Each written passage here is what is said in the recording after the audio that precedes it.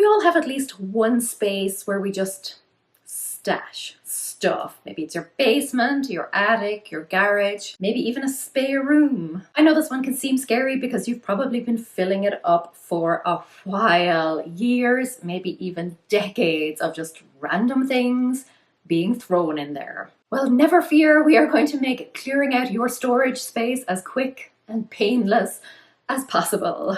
Let's go. Hi guys, it's Laura, and before you click out of this video because you think, nah, this category is far too big, far too daunting to even consider tackling, remember what this challenge is all about. It is about getting big results in just 5 minutes. We are not talking complete overhaul here.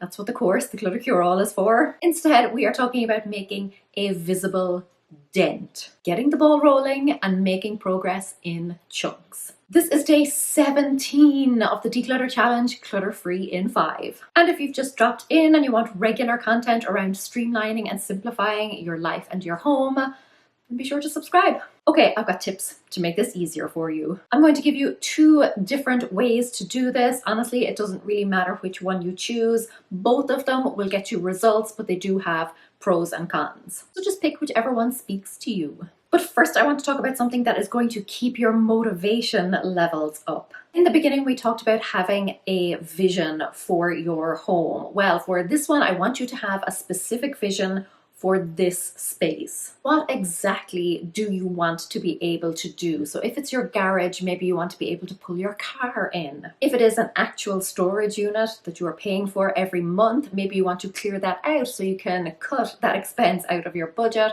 or even just downsize to a smaller unit that will cost you less. If it's a spare room, maybe you want to be able to invite guests over or turn it into a home office. Have a very specific success point, and that will get you started. Okay, the 2 best ways to approach a space like this. The first is by doing wave 1 of my wave technique. I go into it in much more detail in the course, but briefly, it is all about tackling your stuff in waves, going through everything, starting with the easier stuff and then working your way to the harder stuff with each pass. For this challenge, you can focus on the first wave, which is basically about getting rid of all that low-hanging fruit.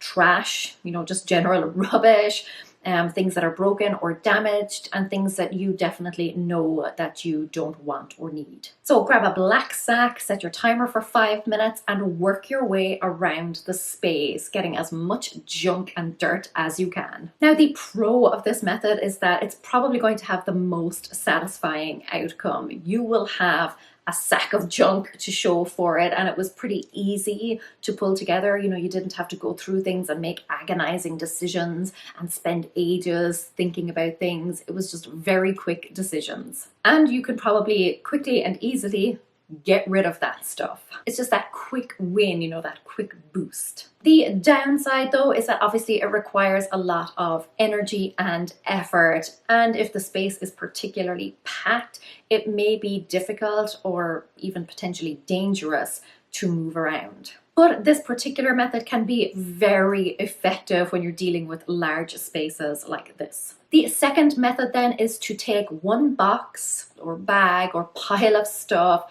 bring it to a comfortable location and go through it. Now, I know it will be tempting to just go through it in situ, but don't. It is not worth it. I have been there and it was just pure misery from start to finish. Those places are often cramped, maybe they're dark and dusty too. And the entire time that you are dealing with one box, out of the corner of your eye, you can see the 11 bajillion other boxes that are all around you. From a purely mindset perspective, that can be really demoralizing because even though you're focusing on one box, you can still see all of the others. You're still focusing on how far you have to go. And it's mentally exhausting because subconsciously you are thinking about all of those decisions that you still have to make. So get yourself out of there. There's also another reason that I recommend actually getting out of the space, and it's something that I have alluded to when I talk about the echo effect. That lovely spacious feeling you get when you empty a space. But it is essentially that when you take something out,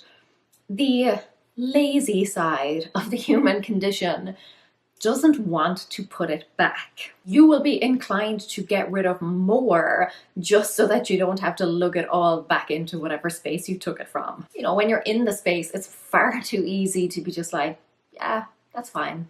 I'll just leave that there. So take a box out with you. Now you will probably end up with a much smaller pile of stuff to get rid of, and then you will also have a pile of stuff that you have to decide what to do with, where it goes, and then actually put it back. But this is something that you can do while sitting. It is great if you are low on energy or your mobility is limited in some way, temporarily or permanently. I have scoliosis, and that can definitely make things tricky. Also, just like we talked about when we tackled paper, this one is perfect for ad breaks. Have the box beside you, and then as soon as an ad break comes on, see if you can blast through the whole thing. It is entirely up to you which of the two you decide to go with. You could, if you have the time and energy, actually do both, where you go in first and do your wave, get rid of all of that junk, and then when you're getting out, take a box with you, leave it beside your couch or your armchair, somewhere comfortable, and then when you are in the middle of an ad break, or when you do have a few spare minutes, going through that stuff as well. Let me give you some more tips that are going to get you big results. Look around at the biggest, bulkiest items that you have in there, probably furniture, and commit to getting rid of it today. Call a charity to come collect it, drag it out to the curb, stick a free sign on it, pop it up on some online selling site with a good price point. Make the decision and reap the rewards. And then, and this is not for the faint of heart, but it can be incredibly effective, give yourself a deadline. Announce a yard sale, book a skip, organize for a charity to come and pick up all of that stuff. Just some cut-off date that gives you a reasonable amount of time, but also lights a bit of a fire under you. Now, the aim is not to stress yourself out or exhaust yourself or injure yourself. It is simply to give you that motivational push to get and keep you going. If you don't get everything cleared out on time, that's fine, it's no big deal. But it's just that extra little incentive that will keep you a bit more focused and make you less likely to procrastinate. Because remember, the clutter is just delayed decisions. Stop delaying, start decluttering. Again, loads more advice in the Clutter Cure-All course. I will link it below so that you can find out how to claim your discount. Next up then is a category that is like a magic category, but not in a good way. You have this stuff all over your house, but you can never find it when you need it. In the next video, we are going to be tackling all of those office supplies and stationery bits, pens, paper clips. We are going to streamline and store them.